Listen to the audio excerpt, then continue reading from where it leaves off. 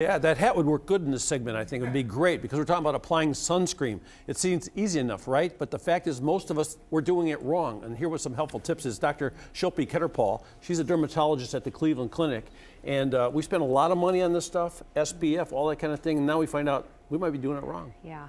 So a lot of misconceptions out there, so hopefully we'll clear some of that up today. Yeah, where do you want to start? You want to start with how to put it on or the SPF angle? Let's start with the SPF. Let's do that. So I think when you go to the store, it's really overwhelming. There's so much stuff available. So I typically tell people to look for a few things on the label. Number one, you want to look for a broad spectrum sunscreen, and two, look for at least a 30 or higher. So it's going to say broad spectrum on it. Yeah, sometimes it'll even say like UVA and UVB, or broad spectrum. Sometimes it says both, but that's really important. So UVB means broad spectrum. So it's just, UVB is just a type of sun it protects from, so like the type of ray. So as long as it says UVA, UVB, or broad spectrum, or sometimes it says both. And then I heard you mention it has to be at least 30, you say. Yes.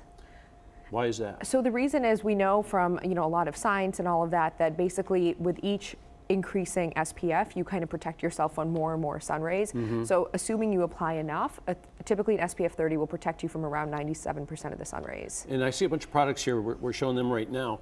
And what are different things here? 50s, 30s. There's one that says, what's that say, 41, SPF 41? Yeah, so there's a variety of things we have shown here. So I think the most important thing is that the face should always get a lotion.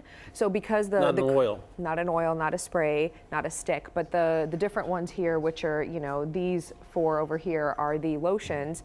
These ones will just give you better coverage. So when you get to the spray, sometimes people aren't putting enough on. So with the spray, if you're gonna do it on the body, you really wanna spray until it glistens and then rub it in. And then the key for any sunscreen, whether it's face or body, you wanna reapply every 2 hours. Yeah, that's a big thing there because some say, put it on after you go in the water, right? Absolutely. So it's every 2 hours if you're just gonna be outside. If you're in the water, like say swimming or you're sweating a lot, you wanna reapply even sooner. What about these sport ones that say that, you can go in the water, it's good for longer than an hour, or you can run and you can sweat and it's still gonna work? Are they misleading us? So not necessarily. They're not going to come off on the skin as easily, but they're definitely, you want to reapply just because when you sweat or when you get wet, some of that is going to come off your skin. So certainly they can be better than the ones that aren't water resistant, but you still want to be cautious about reapplying. There's also some clothing now where you can see it says UPF, which is the ultraviolet protection factor. So believe it or not, like a cotton t-shirt is just an SPF of 4. So your skin is actually getting damaged under it. So you either want to put a sunscreen on first or look for that UPF in specific clothing. We were talking the other day about cloudy days. I think I got my worst sunburn on a cloudy day. Yeah, absolutely. Another misconception that on a cloudy day, even when it's cold, only 20% of the UV rays are blocked. So it's important on like the head and neck area to wear sunscreen every day. I've been on airplanes coming back from California. We pick up people in Denver. They've been skiing and they look like they should be in the hospital. Yeah. Because they're out there in the cold. They think they're fine, but they're not. Absolutely. So we typically say every day for men and women, make sure you put a 30 or higher on the face, the ears. If you're going to be outside, don't forget to apply the lips. One of the items we have shown here is like a lip SPF.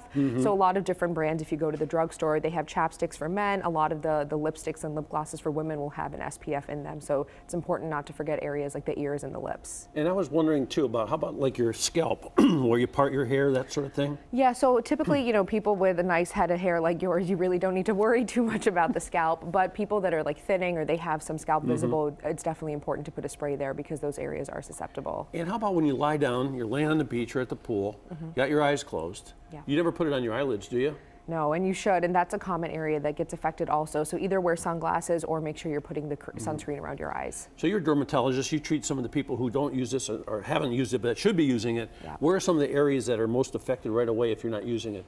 I would say the most common areas that are sensitive that people forget are the eyes, the lips, the ears, and many times on men, the scalp, and then also on the neck. So we walk away from this saying at least a 30, and on your face, a cream for sure. Yes, bodies you can do, your spray or your Do stick. it till you sparkle. Yeah, more is better. Yep, yeah. And reapply every 2 hours. Every 2 hours. Yes. You've heard it from the doctor.